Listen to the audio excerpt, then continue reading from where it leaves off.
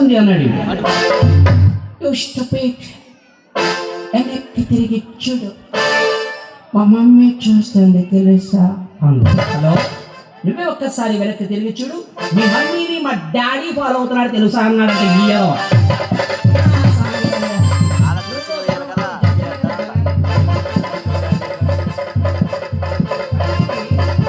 అంబేద్కర్ గారు మాత్రం ఇలాంటి పిచ్చి పనులు చేయలేదమ్మా. అంబేద్కర్ గారు రోజుకి 22 గంటలు కష్టపడి చదువుకున్నాడు. ఆయన 1 గంట కానీ 1 నిమిషం కానీ ఎప్పుడూ కూడా ఆయన వేస్ట్ చేయాల. మనం ఏం చేస్తున్నాం, వెంటనే స్కూల్ నుంచి వచ్చి రాగానే బ్యాట్ బంతి బయలుదేరి కూడా అంటే గ్రౌండ్లో తిరిగి కూర్చుంటున్నాం. మరి ఇంకా మార్కులు ఎక్కడి నుంచి వస్తాయి? ఏమండి, నెంబర్ కనపడుతుంది ఏంట్రా అంటే పేపర్లో ఉన్నాం.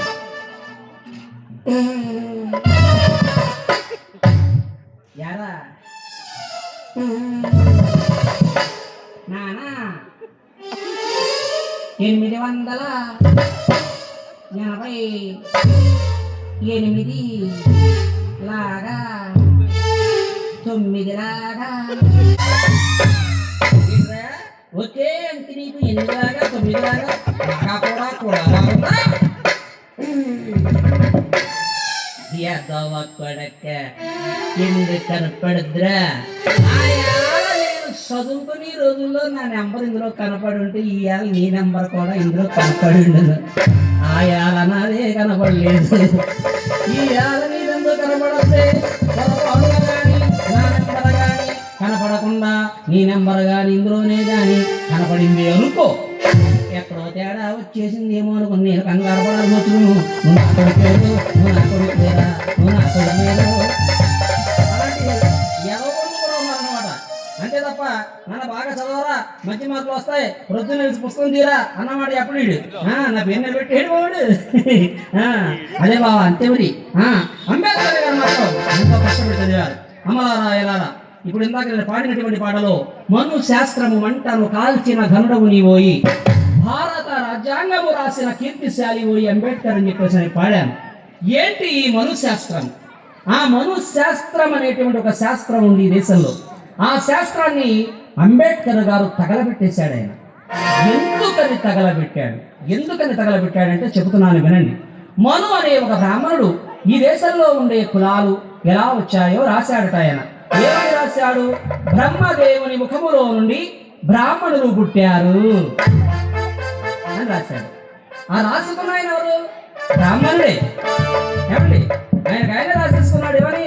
బ్రహ్మదేవుని ముఖములో నుండి బ్రాహ్మణులము మేము పుట్టాము. రాజుగారికి కంగారు వచ్చేసింది, అయ్యి బాబు బ్రహ్మదేవుని ముఖం నుండి బ్రాహ్మణులు పుట్టారా? వీళ్ళే ఎలా పుట్టేశారంటే రాజ్యాన్ని పరిపాలించే చక్రవర్తులు ఎంతో మంది ప్రజల్ని అరే ఆగగా అంటే ఆగిపోతారు, ఇలా రా అంటే వస్తారు. మనం ఎంత గొప్పగా పుట్టుంటాము అని. మరి మేము ఎక్కడి నుంచి మహారాజా గారు మేము ఎక్కడి నుంచి పుట్టామని అడుగుతున్నారు. ఏదో ఒకటి చెప్పకపోతే పరువు పోతుంది అని. మహారాజా మీరు ఎక్కడి నుంచి పుట్టారంటే అని నా ప్రక్కన చూసుకునేటప్పటికల్లా భుజాలు కనపడ్డాయి. ఈ భుజాలు కాస్త రాజుగారికి ఇచ్చేసాడు ఆయన తెలివిగా. భుజ స్కందములపై పుట్టినటువంటి వారు క్షత్రియులు. క్షత్రి అనగా ఆపద నుండి కాపాడేవాడే క్షత్రియుడు. మీ రాజులు భుజాలు ఉంచి పుట్టారు అని చెప్పాడు.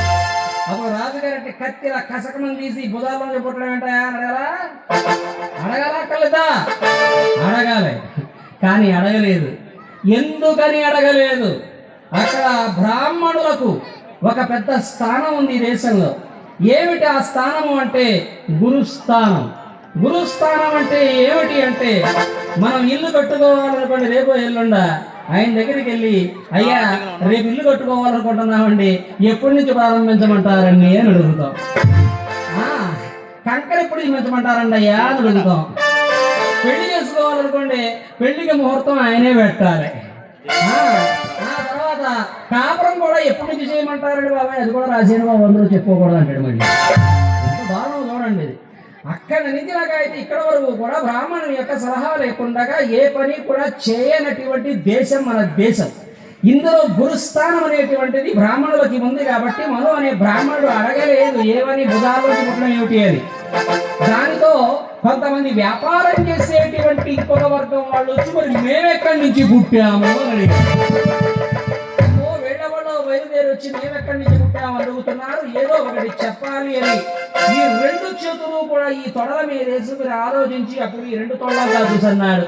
మీరు ఇదిగో ఈ తొడల నుండి ఇక్కడి నుంచి పుట్టారు అన్నాడు. వారు ఎవరు అంటే వ్యాపారం చేసేవారు. వ్యాపారం చేసేవారంటే వైశ్యులు. వైశ్యులు అంటే కోవట్లు.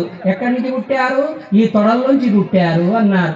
దానితో పాపం ఈ యొక్క కోవట్లు వ్యాపారం చేసుకుంటూ ఎవడైనా కొట్టుకాడికి రావడం పాపం ఏం కావాలరా నీకు? సంతూరు సబ్బు పట్టరా?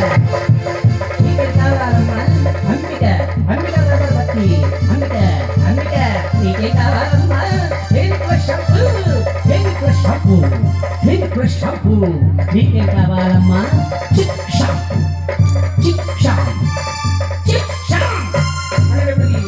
అందులో ఒకడు వచ్చి అయ్యగారు ఇందాక నుంచి మిమ్మల్ని చూస్తున్నాను ఇలాగనుకుంటున్నారేంటి బావయ్య అన్నాడు. ఈ ఆశోకాలం ఏదో దొరద వచ్చింది కోరుకున్నాను లేవయ్య అంటే వదులుపోను అన్నాడినా. నాయన జన్మరహస్యం నాయన, ఇది జన్మరహస్యం నాయన అన్నాడు. అంటే ఏంటి బావయ్య అన్నాడు. మా కౌంట్లో కలిపి ఎక్కడి నుంచి పుట్టావో తెలుసా? ఇదిగో ఇదిగో ఈ తొడల నుంచే ఇక్కడి నుంచే పుట్టాము అన్నాడు. ఈ కొట్టుగారికి వచ్చినాడు అన్నాడు. ఎవరు చెప్పారు బావయ్య మీకు అన్నాడు. మను అనేటువంటి మహాపండితుడు వేదాంగాలు తిరగేసినటువంటి సర్వశాస్త్రవేత్త ఆయన చెప్పుకొచ్చాడు మేము ఈ తొడల నుంచి పుట్టామని అన్నాడు. అయితే మరి మేమెక్కడి నుంచి పుట్టేమో మాకు కూడా తెలియదు బావయ్య, మేము కూడా తెలుసుకోవాలనుకున్నాం బావయ్య అని వెళ్ళి తిరణంగా ఇవ్వకుండా ఆ మాలపురం నుంచి ఒక కొంతమందిని, ఆ మాలపురం నుంచి ఒక కొంతమందిని, అంబాజీపేట నుంచి ఒక కొంతమందిని, రాజోలు నుంచి ఒక కొంతమందిని, ఇంకో నుంచి ఒక కొంతమందిని, 4 గోళ్ళ జనాన్ని కట్ట క్రింద కట్టేసుకుని తీసుకుని వెళ్ళిపోయాడు. వీళ్ళందరూ కూడా లైన్గా మాల మహానాళ్ళలాగేమో ఒక లైను, మాదికి 2వ రాలాగా 2వ లైను, టీడీపీ జయభైరిలాగా 3వ లైను, కమ్యూనిస్టు పార్టీలాగా 4వ లైను, 4 లైన్లుగా నిలబడి దండాలు బావయ్య మాది ఆ మాలాపురం బావయ్య, మేమెక్కడి నుంచి పుట్టేమండోయ్, మాది అంబాజీపేట బావయ్య మేమెక్కడి నుంచి పుట్టేమండోయ్, మాది రాజోలు బావయ్య మేము ఎవరి జోలికి వెళ్ళాం బావయ్య, మేమెక్కడి నుంచి పుట్టేమండోయ్, మేము ఎంతమంది అన్నాం మరి మేమంతా ఎలా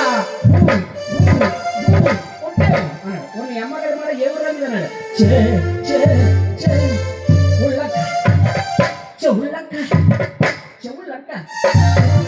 నత్తోటి మరణేశ్వర ఏమిటి నాకు ఈ పరీక్ష? ఇంతమంది జనం ఒకేసారి బయలుదేరి నా దగ్గరికి వచ్చి మేమెక్కడి నుంచి పుట్టావంటే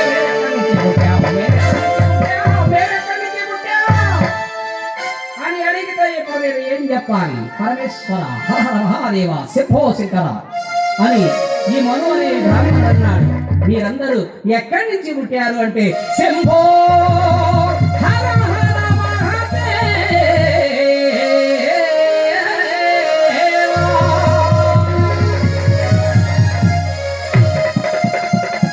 శంభో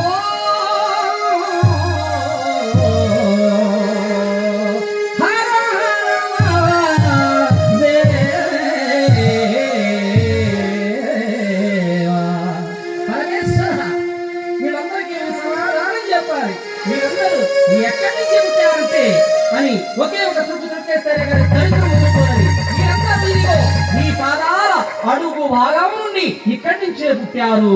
శివ శంభో భవహరణ శివ శంభో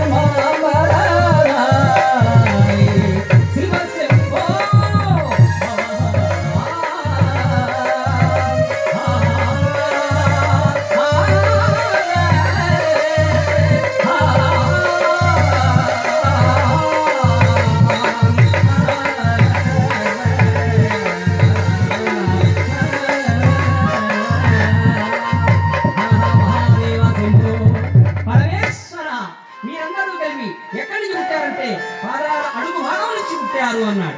దానితో అందరూ కూడా ఒరే మనమంట పాదాల అడుగు భాగం నుంచి పుట్టేమంట, ఇక్కడి నుంచే పుట్టేమంట, ఇక్కడి నుంచే పుట్టేమంట, ఇక్కడి నుంచే పుట్టేమంట, ఇక్కడి నుంచే పుట్టేమంట.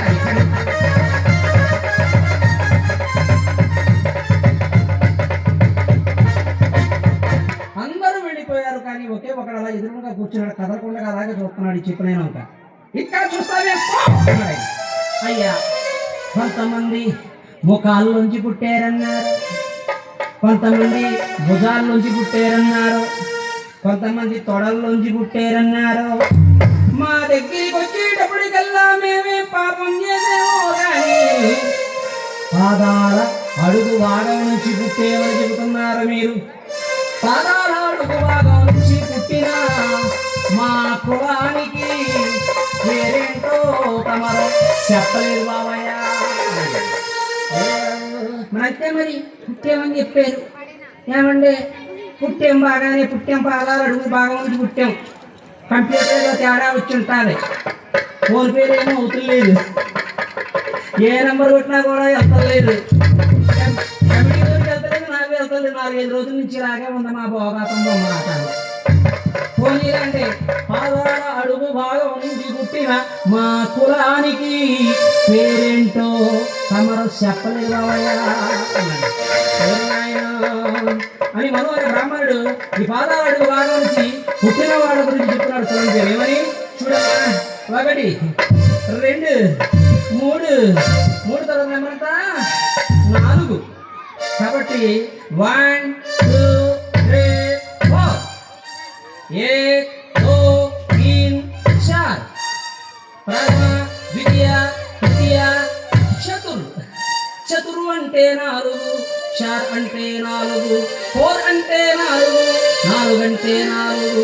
4వ భాగములో నుండి పుట్టినటువంటి మీ కులమునకు చార్వ కులము, చాతుర్వర్ణ వ్యవస్థ, 4 రకముల కులములతో కూడిన వ్యవస్థ. ఇది మీ కులం పేరు.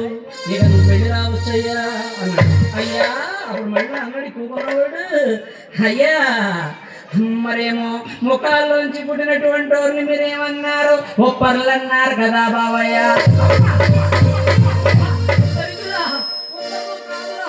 విప్రులు విప్రులు విప్రులు అనగా బ్రాహ్మణులు మేము, మమ్మల్ని పట్టుకొని నువ్వు ఒప్పర్లు అంటావా? గురభోగంపో తీసుకుని ఏ చెరువు తవ్వడానికి మమ్మల్నావు కాదు, ఒప్పరు కాదు ఆయన విప్రులు. ఒప్పలేమో అనుకున్నాను బావయ్య. భుజాల్లోంచి పుట్టినటువంటి వారిని తమరు అత్యసరకూడన్నారు కదా. ఒరే తెలుగురా, అత్యసరకూడు కాదు, క్షత్రియుడు రాజు గారు. ఆయన ఎదురుకుండగా వెళ్ళి అత్యసరకూడు నీ తలకాయ తీసి కోట గుమ్మానికి కట్టేస్తాడు ఆయన. మరి తొడలోని ఉన్నటువంటి వారిని వేసగల దరిద్ర వైశ్యులు వైశ్యులు వైశ్యులు అనగా కోట్లు వ్యాపారం చేసేవారు. మీరైతే విప్రులు, క్షత్రియులు, వైశ్యులు అని మంచి మంచి పేర్లు మీ సంస్కృతములో పెట్టుకోవచ్చు. మా దగ్గరికి వచ్చేటప్పటికి మీరు చాలా అన్యాయం చేశారు.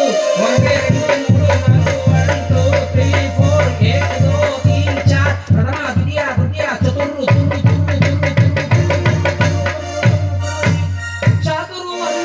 చాతుర్వర్ణ వ్యవస్థ, 4 రకముల కులములతో కూడిన వ్యవస్థ అని మా కులానికి పేరు చెప్పారు.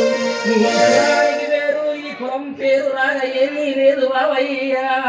ఇది చెల్లూరు షుగర్ ఫ్యాక్టరీ కంపెనీ పేరు లాగా, పింగాణి కంపెనీ పేరు లాగా, కడుపు ప్రసాద్ గారు షుగర్ ఫ్యాక్టరీ కంపెనీ పేరు లాగా, పాలకొల్లు షుగర్ ఫ్యాక్టరీ ఉండేది ఉండేది ఇప్పుడు మీరు మోగలినట్టు ఉంది.